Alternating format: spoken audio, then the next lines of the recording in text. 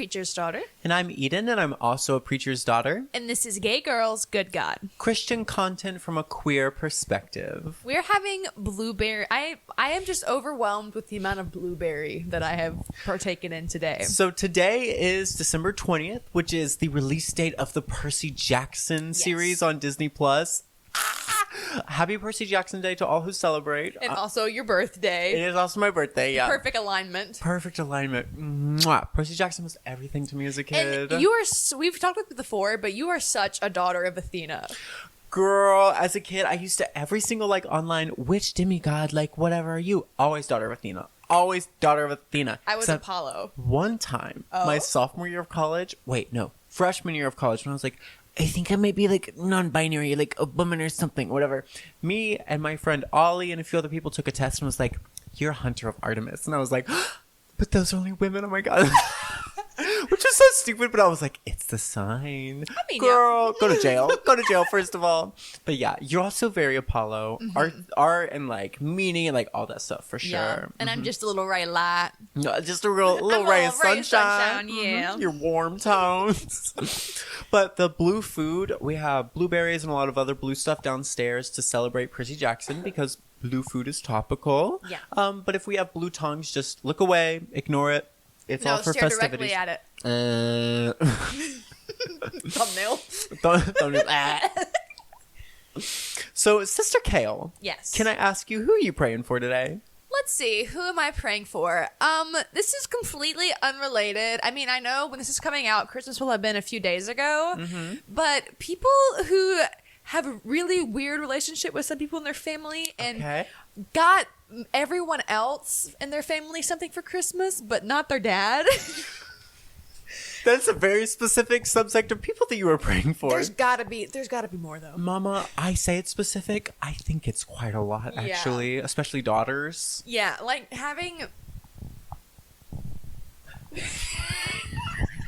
didn't know what to do with it. You said, trying to figure out where to throw it, but it's a burp, so you're like, oh.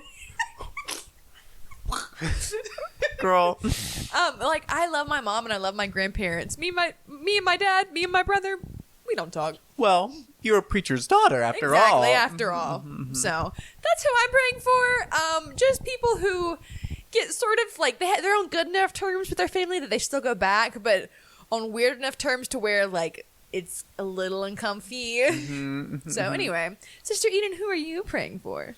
I think, you know what? I think I'm praying for all of the Percy Jackson kids at the moment. And also for, you know what, in general, I'm praying for that younger generation of Tumblr, 2015 nerds. We weren't necessarily there for the OG Super Hulock phase. We were there for the latter part. And more importantly, we were there for Gravity Falls and Percy Jackson. Gravity Falls. Because the Percy Jackson show is coming out. Next summer, the book of Bill Cipher is coming out, all sorts of stuff. We're getting inundated with these memories, these thoughts, these passions that we thought we had escaped, and the cringe is coming back out.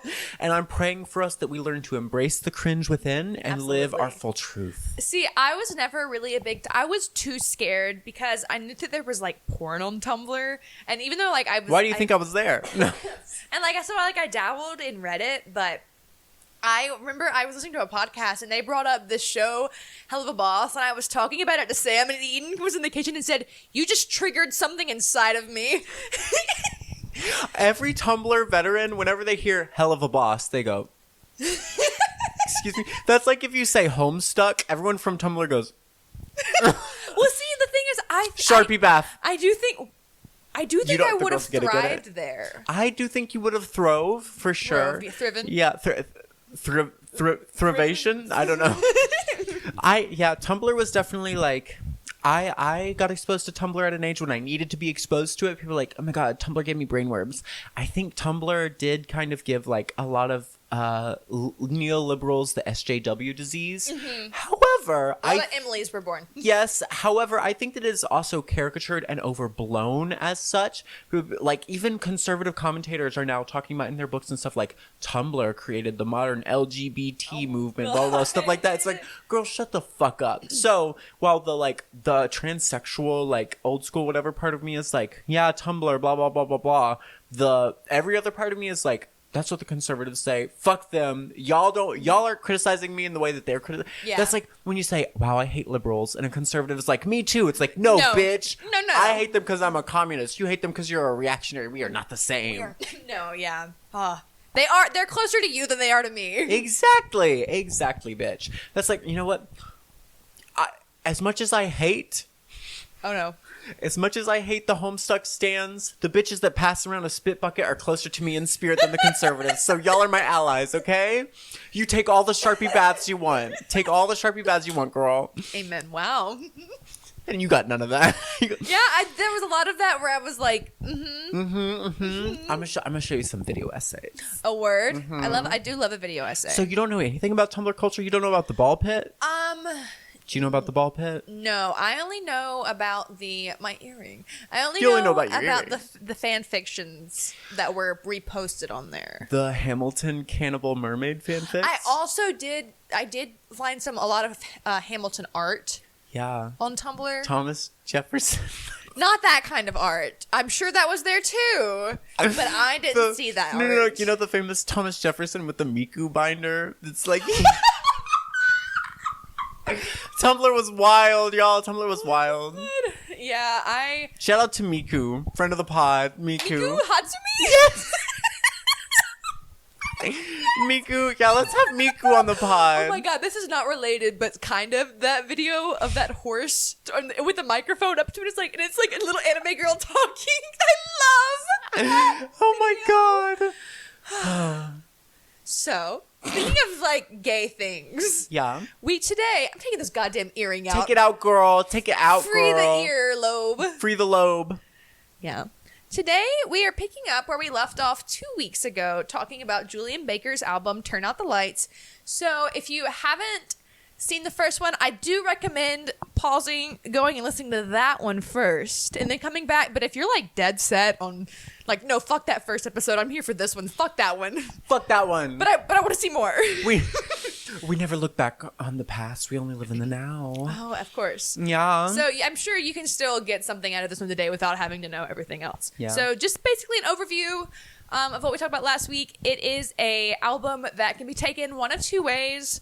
It can be about the relationship deteriorating for, reasons of like addiction or just battles with mental health and a sense of distrust. Or it can also look at like someone having trouble trusting God or like having some sort of battle with their faith and not knowing, if God is really there and like coming to terms with being alone. So there's a lot of different ways you can take it. So that's all you really need to know going into this. And I feel like you said one thing we explored a lot in the last episode was that the central conceit of the album is that like deconstruction is almost like trying to conquer addiction or a breakup with an ex-lover. Yes. And that like exploring it through both those avenues simultaneously kind of reveals like through comparison, contrast, and also like metaphor, all of these like new components and ideas about deconstruction that we otherwise couldn't have thought about. Yeah.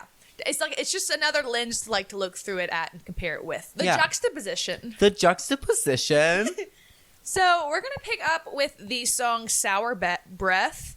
And this song oh, honey, is me after eating these blueberries. This song is about like trauma bonds and sort of unrequited love.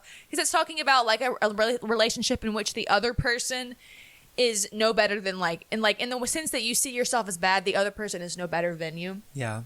And there's not much I want to look at from this song, but what I do want to say is one line is, "But I shouldn't have built a house in the middle of your chest. Plywood boards joined at your breast. Splinter in my arm where you rest your head."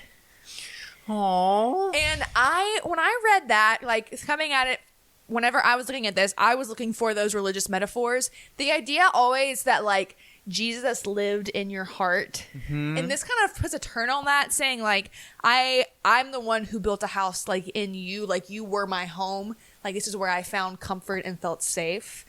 And so it's just interesting taking that thing that I always was told is Jesus wants to live inside your heart, and just flipping around saying, no, he was my home. That is where I found comfort. Exactly. And also you want to talk about anything else from All that? other ground is sinking sand. Oh my God. Bitch. how firm a foundation, girl. A lot of in like the famous hymn, but also in a lot of just like religious commentary and metaphor, Jesus Christ, I think, is spoken about in terms of like a foundation. Also as a home in the New Testament, a lot of times like God and Christ are often spoken of like almost in terms of their relationship to the church as an entity, and it's kind of like the thing upon which it's built, or the bridegroom, you know, things like this. So I feel like drawing this metaphor of like, I built my home in your chest, even if this is an unreliable foundation upon which to build it, draws up all these like allusions to that religious imagery, but it's also simultaneously like deconstructing it, because it's like, just like I thought this was a safe place to build my house, just like Christianity taught me like Jesus was a safe place to build my house and set my life upon, I then discovered that it really wasn't, and now I don't know what to do. I don't know where to lay this foundation. Like, if I can't trust this person who is supposed to be perfect and all-knowing, if they're not there and they can't look out for me, then who is? If you don't love Jesus, how the hell are you gonna love somebody else? I was thinking that too. Exactly. So yeah, and then also looking at it from like a relationship aspect, saying like, I shouldn't have made you my home, because that's not good for either of us. Yeah. Just the feeling of like being scared that the only reason someone is still with you is out of obligation. I need you to stop talking right now, actually. I need you to stop talking. I'm looking at you, first of all. Moving on to the only other line I want to talk about is, you're everything I want and I'm all that you dread. Yet again, I need you to stop talking. And just like, again, knowing that in some sort of relationship that, you know, you're the problem, and then seeing them as literally as your savior, like we talked about last week, like talked about last time, them being your salvation and the only one who can bring you that, but also knowing that you're not someone, you are the worst thing for them. Not like, oh my God, that mismatch even in just like desire, or that mismatch in love, that mismatch in reverence of like, I know, and we talked about last time, there's a BPD album, girl, this is so BPD, of like, I know factually, I love you more than you love me. Like, and that's okay. Like, it would be weird. Yes, and it should be okay, but your brain is just like, that is not only unacceptable, you don't resent them for it, you just feel like you are pathetic for it. Oh, yeah. And like those feelings of unworthiness make you be like, well, I'm just like so unworthy of this, I need to get out of this. Right. Because it's only going to end up like being bad for them in the long run, or it's only going to hurt me in the long run, but you can't leave it. Again, it's like an addiction. So, yeah, that's all about Sour Breath. It's kind of a shorter song, and it is one of those that leans more to the side of being about one more than the other. Like, I definitely think that's more about being in a relationship, because it talks about, like, her partner coming home and just reeking of alcohol and stuff like that. Yeah. I also feel like that line, like to love someone more than they love you, that, to me, that speaks to, like, the abuse of drugs, you know? It's like addiction can feel like love, like... In my own experience, a lot of especially with BPD. Exactly. Like my experience with substances, as most people with BPD, as most people with addiction, is that like the original like relationship that you build up with that substance is because you are so lacking in love or support in other parts of your life. So you turn to this thing which provides you like that faux constant. Yeah. It provides you like numbness, pleasure, like euphoria, relaxation, like being able to forget whatever. Peace. It fills that void, and so it's like you do have this relationship with it, but it's very abusive and one-sided, because as much love as you feel for it, it's only going to make your life worse, and it's only going to hurt you. So I think that is a cool like double entendre to draw from that too. Word. Yeah. The next song is Televangelist, which, well, again, we're going back to the parallel between Julien Baker and Ethel Cain. Tattooed girls with religious trauma. Girl, tattooed girls with religious trauma, hit me up, first of all. Hi.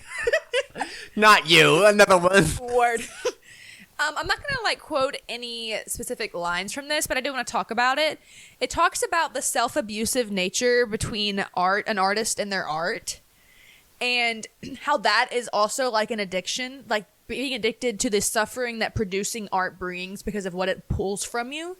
And like how that is sort of a double side of like you're giving so much to it, and then all that you can get back is like what you perceive. Anyway, art.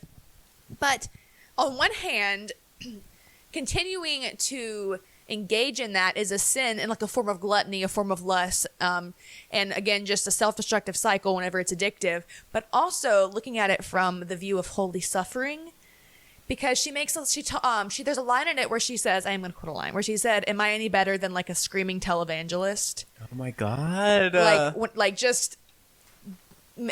Doing all of this like grand display that is only going to bring harm, proselytizing, in the name of something that doesn't exist. Don't bring yourself am I making this art like in the same way that is my art the same as like a televangelist's work? That, and also like the idea that it only comes from the pain. As Levi the poet once said, "I know my sweet seductress, and her name is depression. I wrote best beneath her." Oh my God! All the gay girls have written a song, a poem about their depression being a seductress. Yes, Mama. Yes, absolutely. The personification of one's mental illness, so healthy. That's such a healthy thing to do. Oh my God! I think I showed you that poem. If not, I will later. I think you did. Yes. Yeah, word. Okay, Kayla and I are both the kind of gay bitch to open the notes app, tip tap, type away something like devastating. I'm a pen and paper girly. Oh.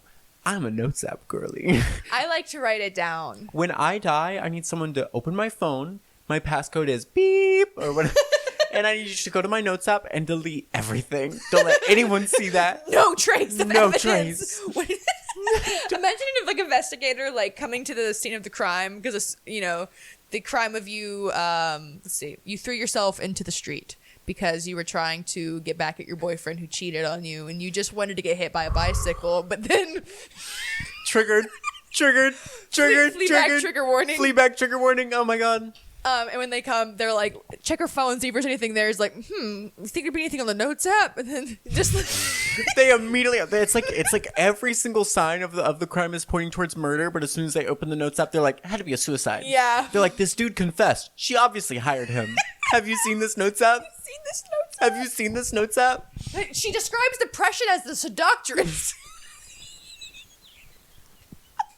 And due to the cap, real piece of work. She describes her depression as a seductress. Let me fix my goddamn bra strap. Let me fix my titties. Okay. Moving on. The next song is Everything That Helps You Sleep.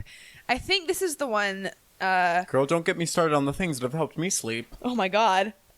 Oh wait, no, that's the next one. So, warm milk? Honestly, yes. Everything, I feel like a lot of the issues that I have had with substance has been, because I've never been like a real like stimulant person, but it's been whatever will help me sleep and help me stay asleep and help me have a peaceful, empty, death-like sleep.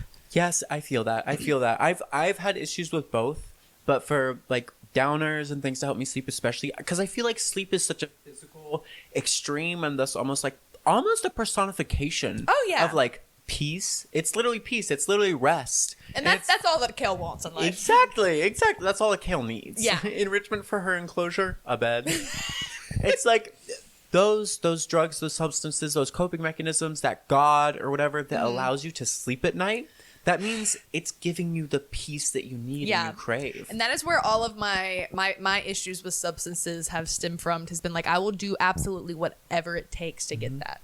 And hearkening back to kind of the first of all connection between like addiction and faith, but also to our previous discussions of religious guilt and OCD. Whenever I think about like trying to sleep and its correlation to faith, I can only think of my experience of like being unable to sleep, praying endlessly to God to like cleanse me of my sin, like, God, why don't I feel you, like, Jesus, if you're there, why do I feel alone in this room, all that stuff of like constantly having this compulsion to pray and to feel God even though you can't, and that keeps you up at night.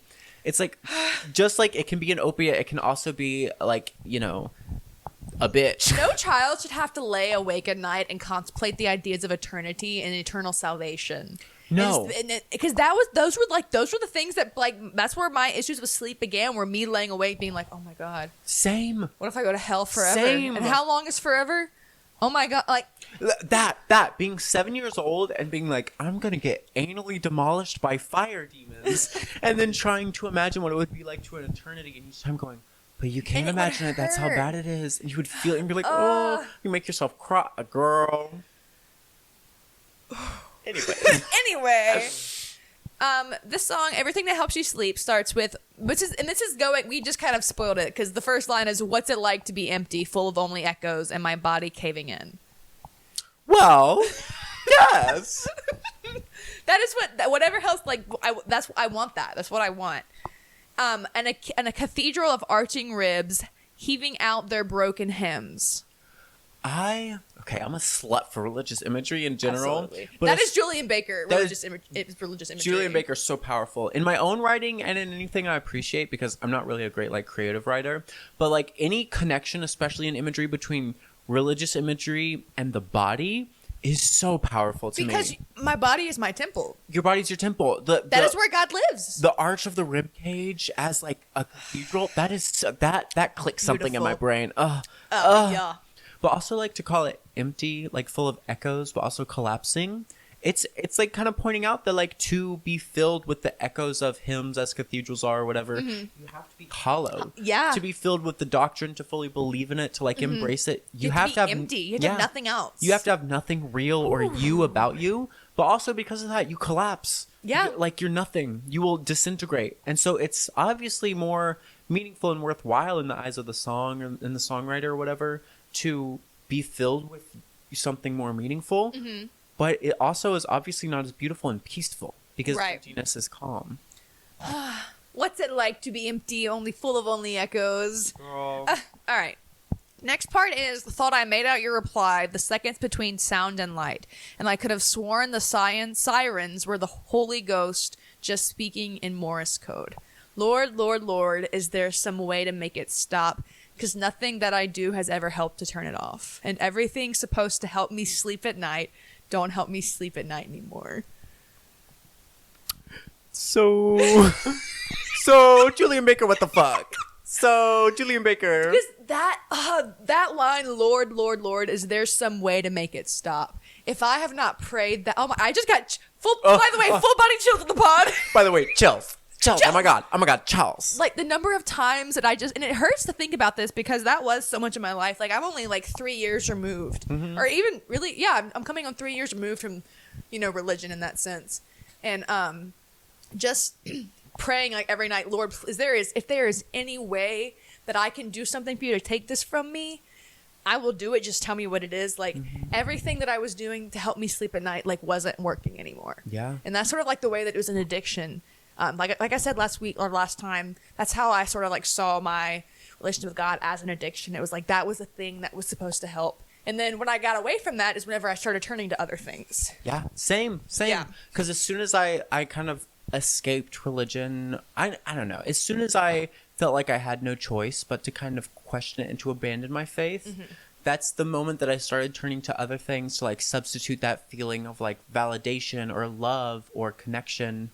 In all the various ways. Like, it all comes back to, like, BPD because I have it. But in general, also for other people, I know that when you feel like you need validation and love from the outside and you're not getting it from one place, as everyone does, at least in some part, you seek it out in others. For me, as soon as I lost God, I started seeking out in, like, older men or, like, in drugs later, in, like, alcohol, in, toxic relationships, like, whatever it may be.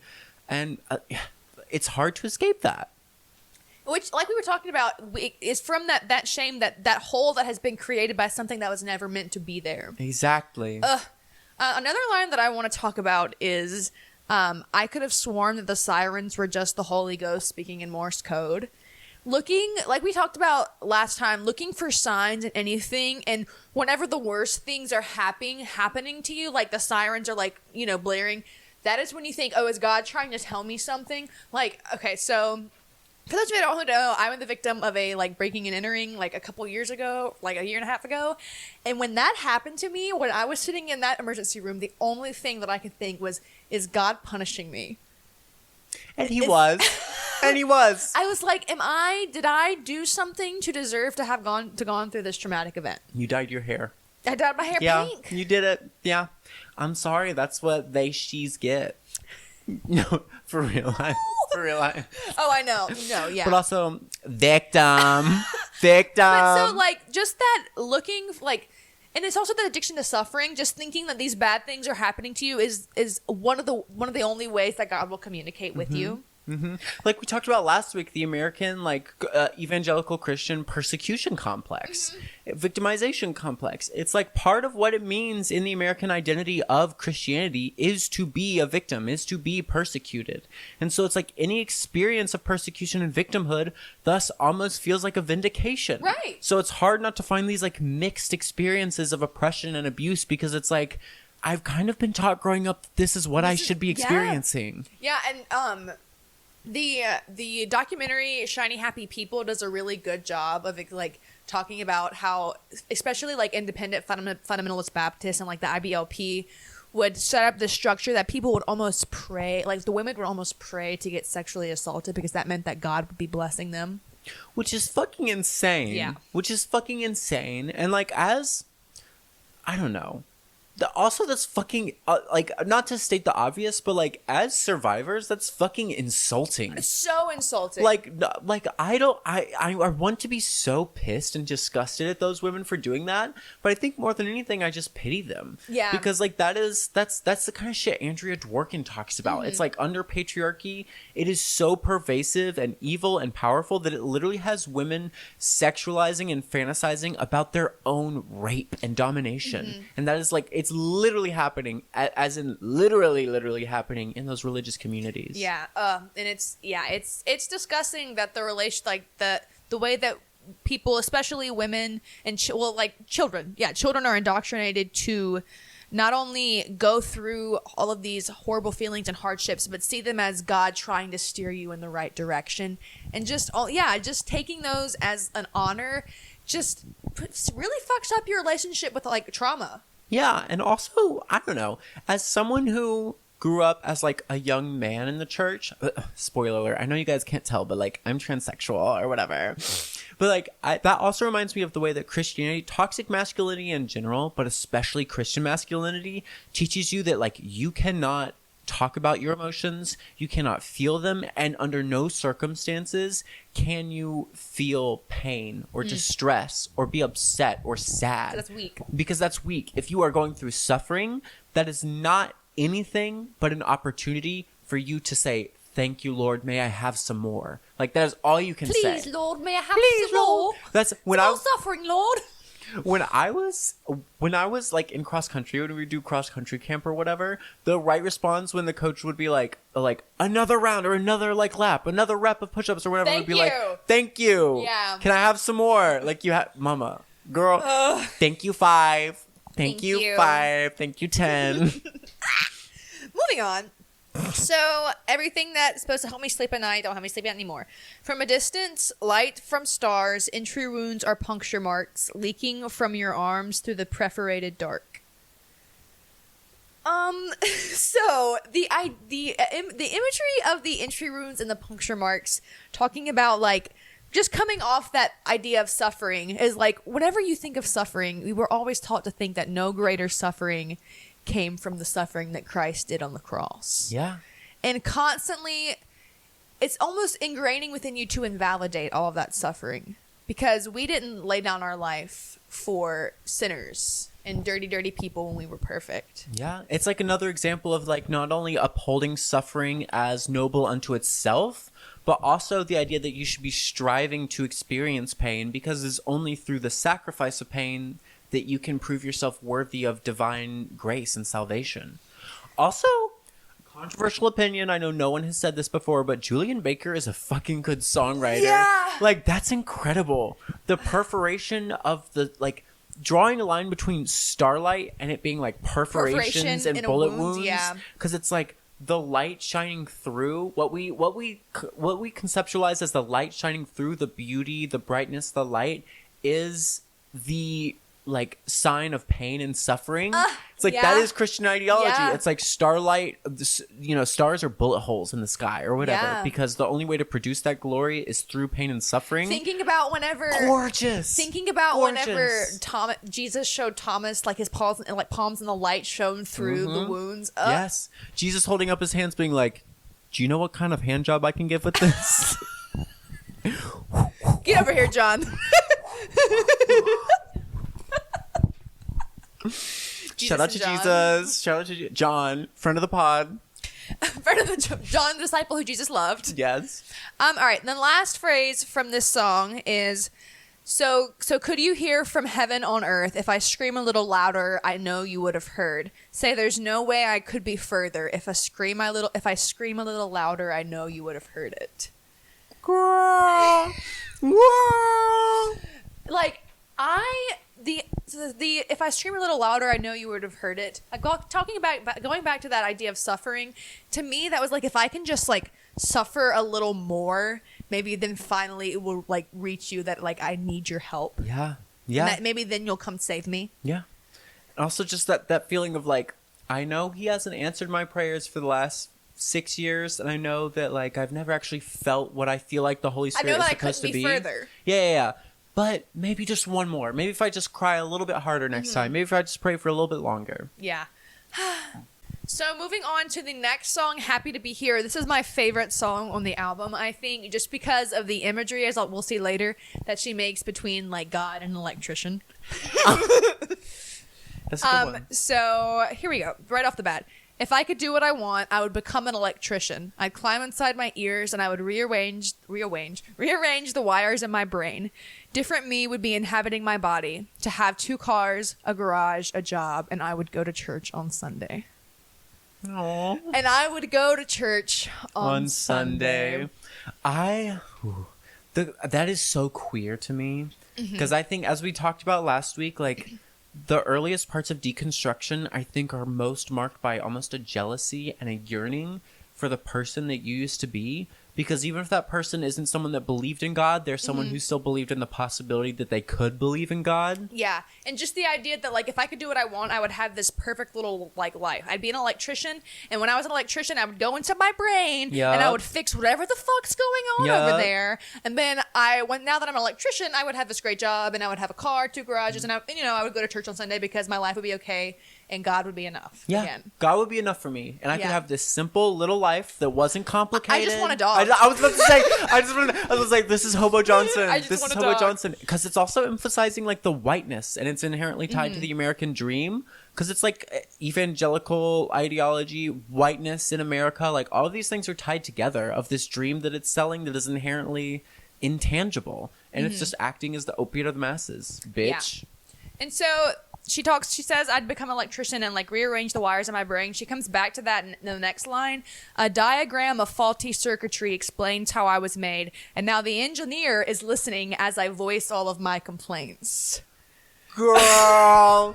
Okay, bitch. Okay, Julien Baker. Okay, Julien Baker.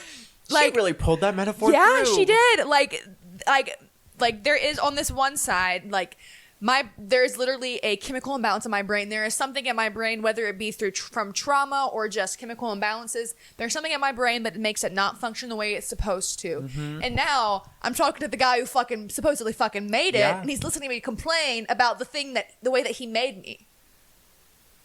Bitch.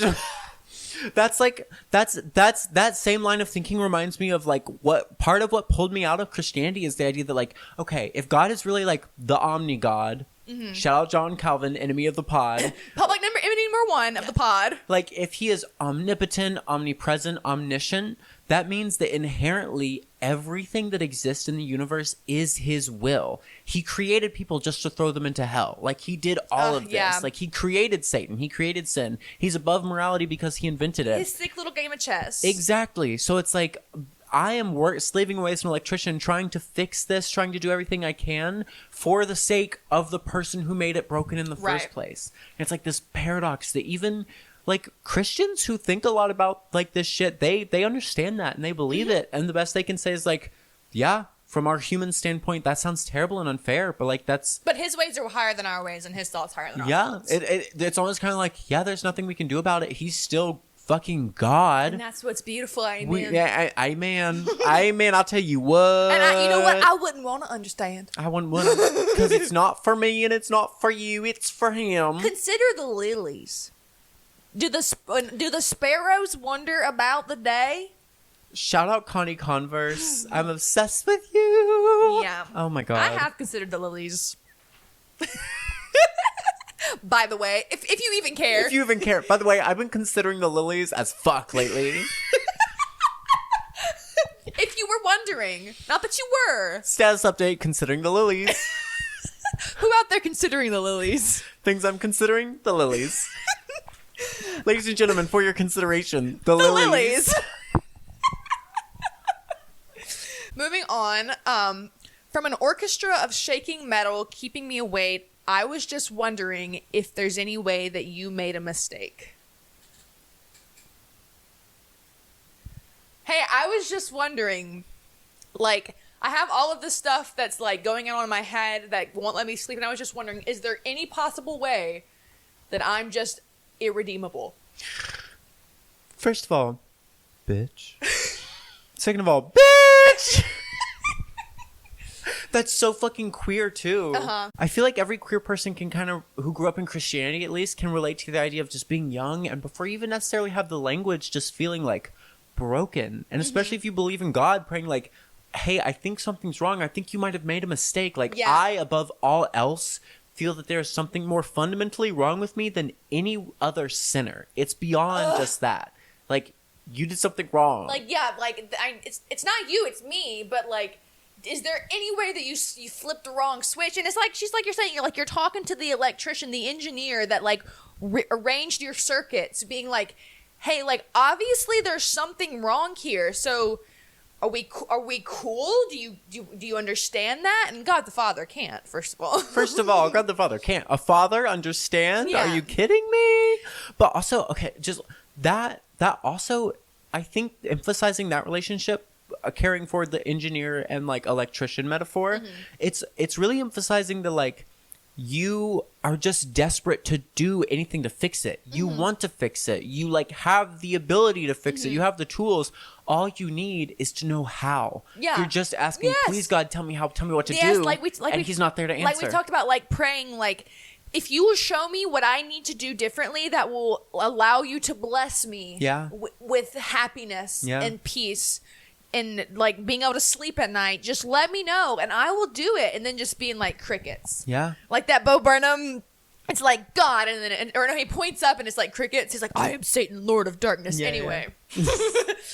Bo Burnham. That was Bo Friend Burnham, of the friend of the pod. pod. Uh-huh. Advanced on to the next round. Of the Drag WWE Race, yes. SmackDown of Drag Race. Oh God. Moving on, I talked about this one when I first introduced the album, but it's I'm gonna say it again because I miss you the way that I miss nicotine. If it makes me feel better, how bad could it be? Well, I heard that there's a fix for everything. Then why not me? Bitch, okay, I've also noticed that there's a in the Bible, obviously the Trinity is very important. We have, like, sets of 3 for a Right. lot of things, and in, like, English poetry and songwriting, it's also very powerful. So it's really cool to see that carried through here. Earlier there was something she repeated 3 times. I forget Lord, what. Lord, is there Lord, like, yeah. Lord, Lord. It reminds me of verily, Verily, verily, verily, I yeah. say unto thee, you know, which Jesus says a lot in the Bible. And then here we have, like, that repeated 3 times. It's almost like this, not only just emphasis that comes with, like, repetition as a simple rhetorical device, but also this simultaneous biblical allusion and, like, invocation of like righteous spiritual indignation and desperation. Yes. Of, like, this, like, you're Like, repeating it and- not because oh my you God. know it's true, but because you really need what you're I saying to can't- come to fruition. I can't play it on the pod, but I'm gonna have to, like, the music is like her. She's getting louder the whole time when she's saying then why, my then why, God. then why, and she's like screaming. Then the last one, Women screaming. Women screaming. women screaming, friend of the pod. Women screaming. Friend of the pod. Hey, controversial opinion. Women screaming. Yeah, exactly. Yeah. And also, like, just again, saying if there is a fix for everything, what the fuck is wrong with me that I can't be fixed? That I have done everything that everyone has told me to do and it's still not better. Yeah. Last time I said I was praying for BPD bitches because the primary, like, symptom of BPD is embarrassment because Yeah. it gives you no chill and it makes you awful. This gives me the primary symptom of deconstruction is being a pathetic little bitch. because Christianity makes you into a pathetic little bitch, and when you're escaping it, you're still in that mode, but you're entering the non-Christian world and spaces, and you're like, okay, but I'm so like, God, like I'm done. And then you get over it, and you're like, oh my God. Anyways, like, all right, the next part.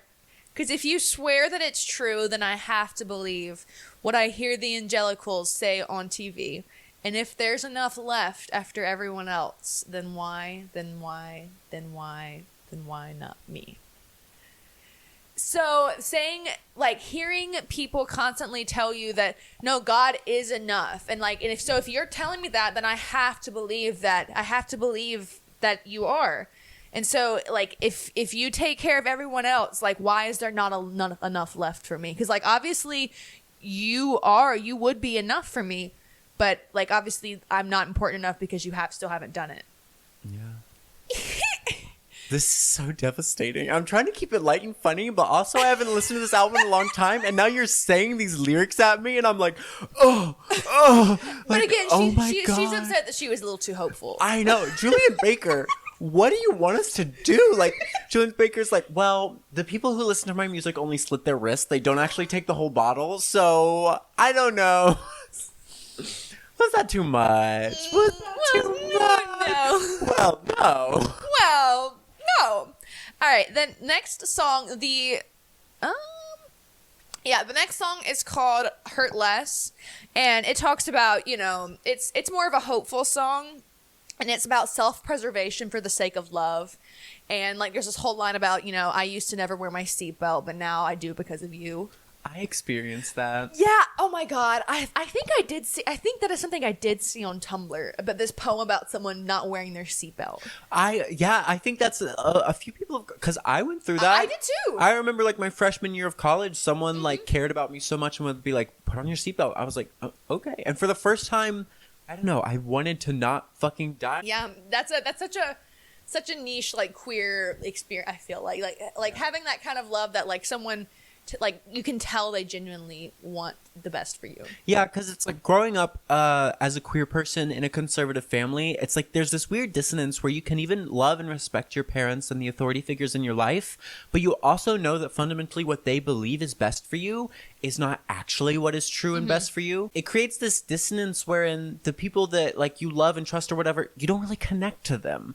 So then when you finally meet and create these relationships with people who love and trust you in a like and care for you in a way that actually resonates with your worldview and idea of what is best for you also, it makes you chronically suddenly aware of what actually is best for you.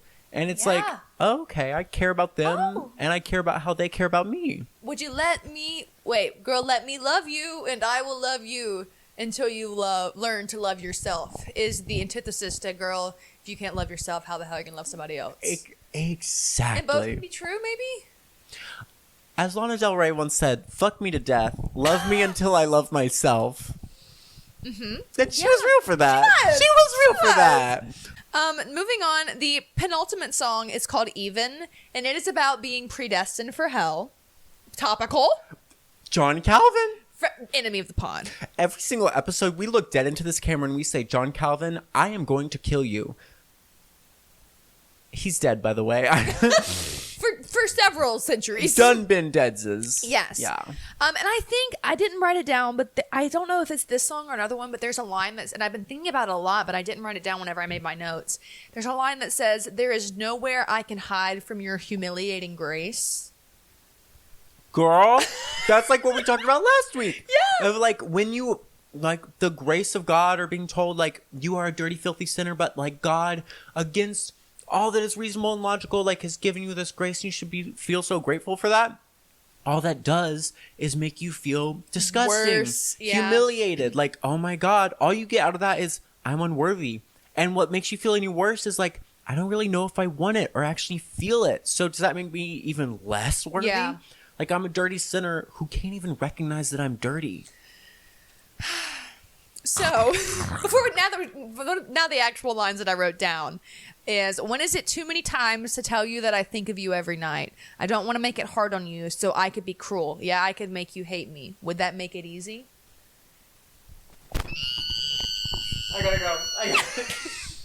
go. Girl, bringing it back to deconstruction as a breakup. That's too fucking real. Yeah, I think of you all the time, and I don't like. I think of you like you were my whole world, but also like I want to make you hate me because that seems like the easiest way because I know that I'm never going to be good enough. Yeah. And also, and I don't want this grace that you have. I don't want it. And even looking at this as like post deconstruction of like I talked about last week, I said if you ever want to make sure you never go back to the church, become transsexual. Yeah. Change your body in ways that will like allow you to never actually like even allow yourself to return to that trap of ideology. Mm-hmm. It's like in a breakup. If you end things on good terms with your ex and like you still love them or whatever, it's like, I don't want to tell you, but I still think about you every night or whatever. It's like, it would just be so much easier if I did something to make you hate me so that like this could be cut off forever. Like a dirty break. Mama, exactly. Like I could cut off the part of me that believes I could ever go back to you. Which is so BPD. I want to burn the bridge to the ground. So don't even get me started. Every single like moment that I like am apart from someone that I used to date or I used to have a close friendship with and now it's not as close or whatever, every part of my brain is screaming like, make them fucking hate you. Yeah. Like do something terrible to them. So that they're not there. So that they're not there. So that you can't go back. You can never yearn. The yearning. The yearning. Girls, it's too much. Yearn. It's too much. So the last song, she ends it with Claws in Your Back, which is very, to me, when I hear that, I think of like clinging on. Mm-hmm. Like hanging on, and also there's that, and there's also seeing the damage that you have inflicted on your partner, your sexual partner. Yeah, well, maybe that's what I get. Well, no, yeah, that, but like it's like a metaphor for like, but also the damage that you have just done to them in general. Okay, I get that. I get that. But also, I haven't heard the lyrics. As soon as I hear "claws on your back," I'm thinking like the damage that is done through passion. Yeah, yes. Mama, let me say, I have had some marks on my back that have lasted quite a long time. Yes, but like sort of the Ethel Cain of it all. The intense, almost violent amount of passion that results only in pain. Well, and also in the kind of gothic desire to investigate how love, passion, and desire themselves are inherently harmful and abusive. Right. So none of the stuff I'm talking about really applies to that. But well, yes. I'm like on this round of reading the lyrics, I'm seeing more things that I didn't see the first two or three times I looked through it. So, when it won't leave me alone, I'm better off learning how to be. Living with demons I've mistaken for saints.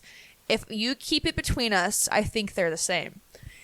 I think I can love the sickness you made because I take it all back. I changed my mind. I wanted to stay. Living with demons I've mistaken for saints, but if you keep it between us, God, I think they're the same. Girl. And I think that I can love this sickness that you made. I think that I can become okay with this because I want to stay here. Which again is the hopeful air that she regrets about it.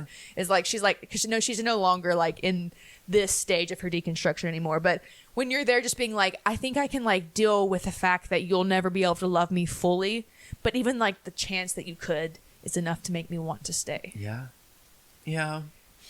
The girls who know the heartbreak of deconstruction. In my mind, there's like this holy trinity in this album. A trinity, yet again. Holy trinity of suffering. Holy trinity K-Bonet. Trinity Trey Bonet. Holy Trinity the Tuck Taylor. There's your deconstruction, addiction / sobriety, and heartbreak.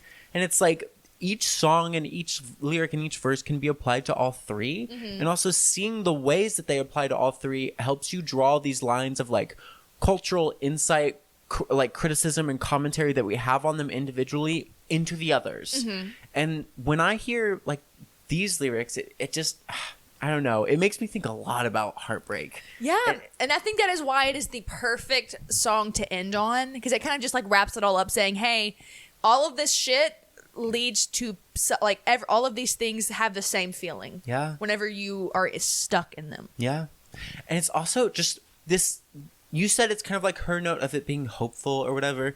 To me, it also just feels like this deep, not necessarily hope, but also like cynicism and like not hope and having given up entirely can sometimes look the same. Bitch, say it again for the people in the back. Hope and having given up entirely can sometimes look the same.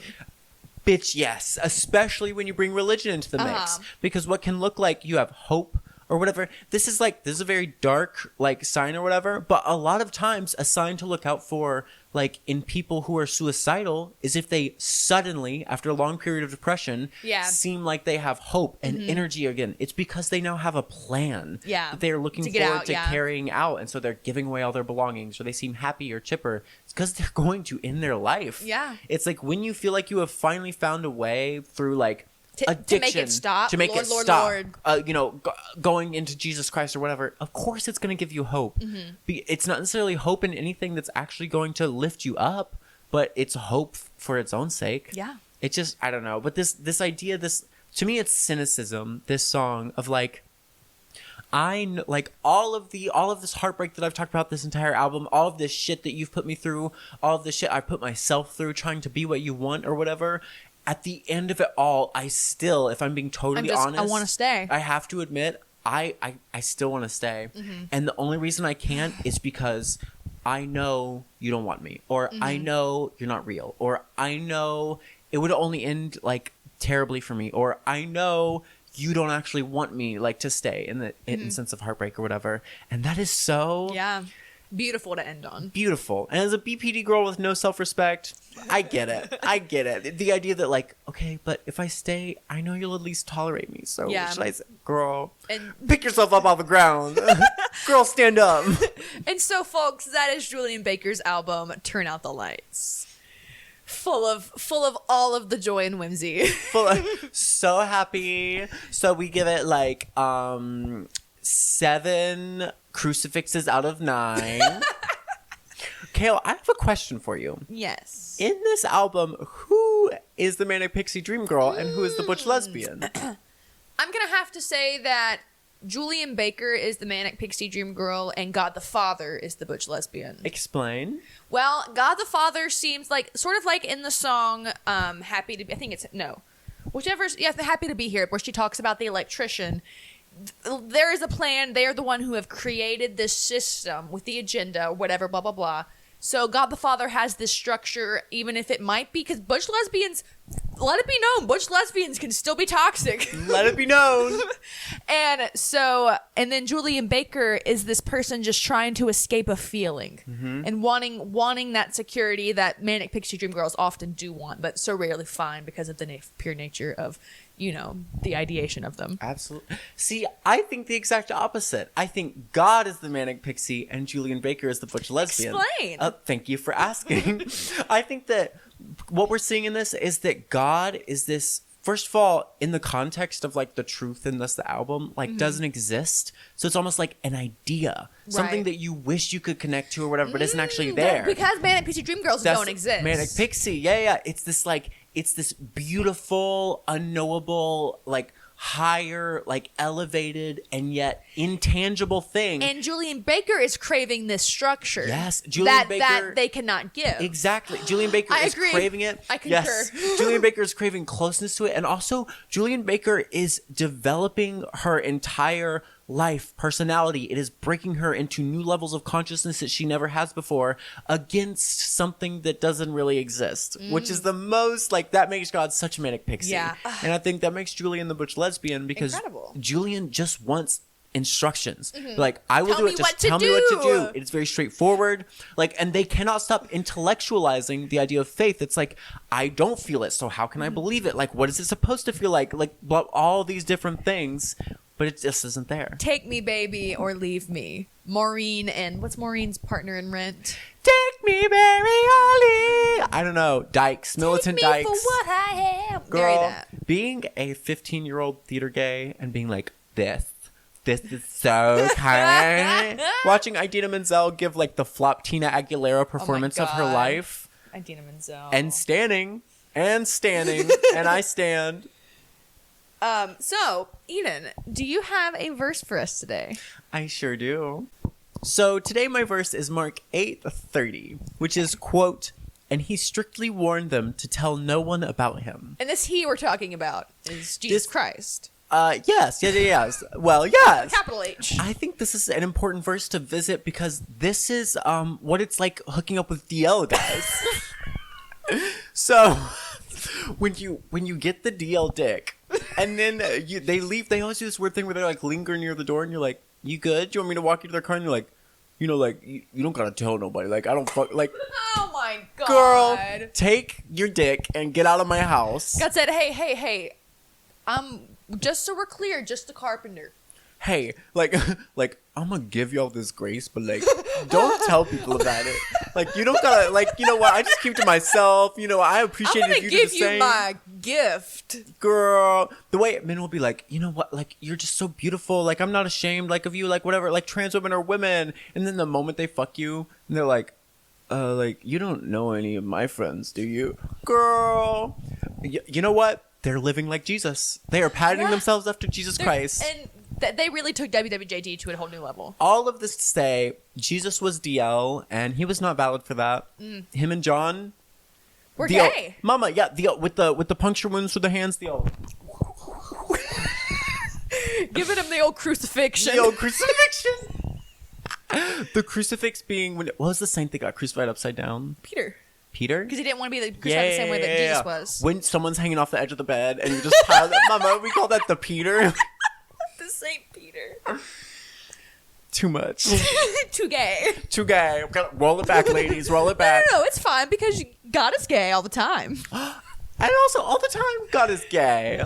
Bye. Bye. Thank you all so much for listening to today's service. And as always, thank you to our music minister, Brother Sam, for creating that beautiful piece of music that is our intro and outro. And if you are a visitor with us today, if you don't mind hitting that subscribe button and rating us 5 stars wherever you're listening.